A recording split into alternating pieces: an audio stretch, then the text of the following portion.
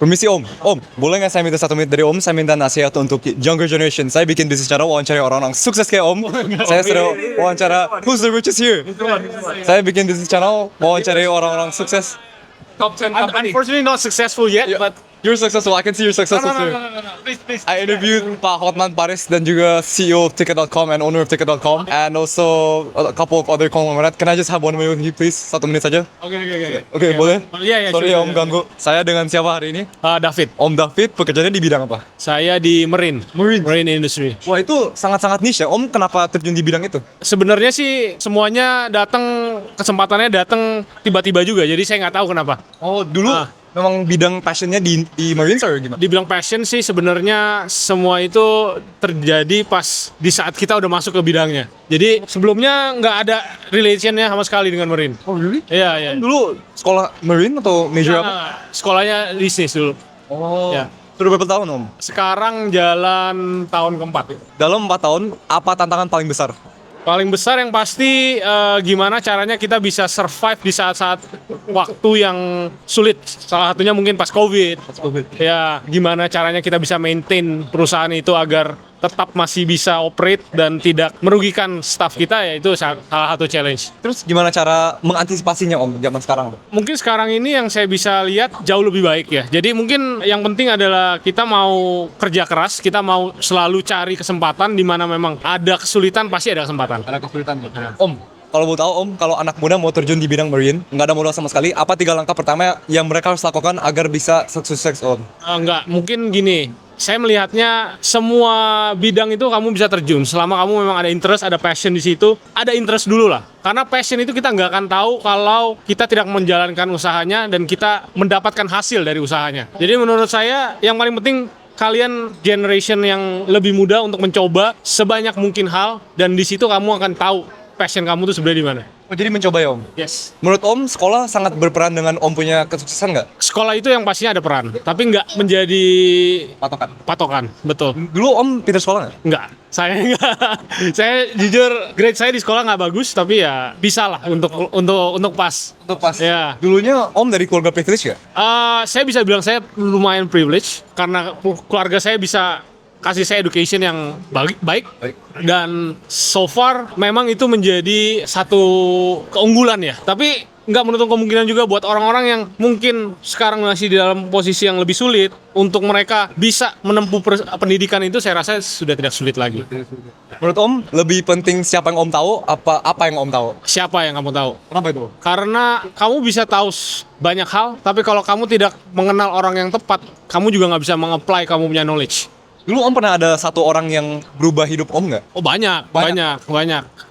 Even sampai sekarang juga masih banyak orang-orang yang bantu saya di pekerjaan, di bisnis, dan di luar bisnis ya. Jadi having a good relationship with people itu important. Saya lihat bahwa anak muda itu sekarang susah dalam networking karena mereka pikir nggak ada value untuk networking sama orang-orang yang di atas karena mereka pikir usianya berbeda, value-nya berbeda, dan juga mereka kurang ada gimana gitu Om. Gimana cara anak muda ini bisa terbuka dengan networking dan bisa pede dengan networking? Menurut saya yang paling penting adalah kamu tahu apa yang kamu ingin jalankan. Pertama itu, karena di saat kamu melakukan interaksi dengan orang pasti akan tanya, kamu ini sebenarnya dari mana sih? Apa yang kamu akan bring to the table? Benar yang kamu bilang bahwa value itu penting, tapi yang lebih penting daripada itu adalah kamu mengenal dulu diri kamu itu. Kamu siapa dan apa yang mau kamu bawa ke conversation.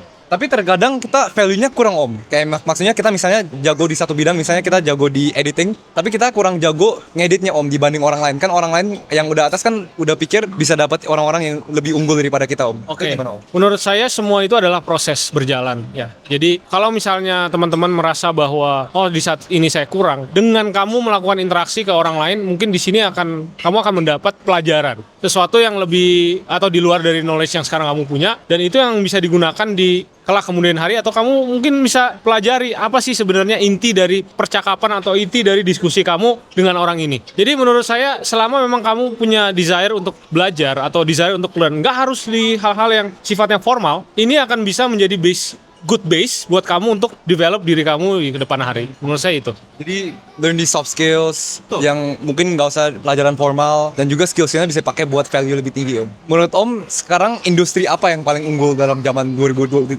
Kalau saya lihat sekarang sih banyak hal-hal simple yang kadang mungkin di overlook oleh younger generation. Salah satunya mungkin agribisnis ya. Agribisnis ini salah satu bisnis yang benar-benar potensial saya lihat di Indonesia terutama karena kita memang punya sumber daya alam yang luas. Dan menurut saya ini satu sektor yang kadang masih di overlook karena banyak younger generation merasa bahwa oh ini nggak menarik. Saya lebih tertarik kerja di kantoran atau kerja ya seperti itu. Ya begitu-begitulah. Menurut Om bisnis harus berdasarkan tren nggak? Menurut saya tidak, karena yang namanya opportunity bisnis itu kayak tadi saya bilang, biasanya kita bisa melihat dari kekurangan atau kebutuhan di saat itu. Dan menurut saya bisnis-bisnis yang mungkin sekarang sedang ngetren atau hype, kita nggak tahu ya ke depannya. Belum tentu 5 tahun, 10 tahun lagi itu masih tetap akan seperti sekarang hype-nya atau masih baik. Jadi menurut saya coba dilihat opportunity yang ada dengan apa yang kita punya. Dan di situ mungkin teman-teman akan bisa mendapatkan satu solusi yang bisa bermanfaat, hopefully.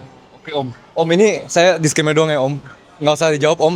Tapi berapa cuan terbanyak dalam setahun di bidang marine? Waduh. Mungkin as per tahun ini aja ya. As per tahun ini mungkin kita sekarang net sekitar 28 M.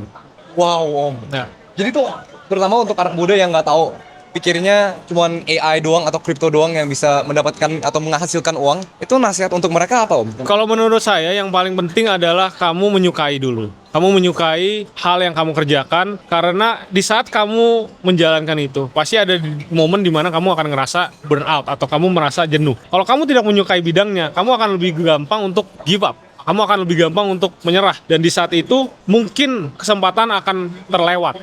Jadi menurut saya carilah satu bidang yang memang kamu senangi dan bisa kamu tekuni untuk jangka panjang. Wow Om, thank you banget Om untuk nasihatnya. Boleh nggak saya minta nasihat terakhir untuk anak muda yang sedang berintis menjadi sukses kayak Om? Oke, boleh. Kayak tadi saya bilang, pantang menyerah, terus mencoba, jangan pernah takut untuk gagal. Thank you banget Om untuk nasihatnya. Saya hari ini mendapatkan keanugerahan yang luar biasa bisa bertemu dengan Om yang di bidangnya yang sangat niche yang orang-orang nggak tahu ini bisa menghasilkan uang. Tetapi gara-gara Om, kita semua tahu bahwa di bidang marine itu bisa menghasilkan duit 2 digit M yang sangat-sangat gila. Thank you banget Om untuk nasihatnya. Thank you.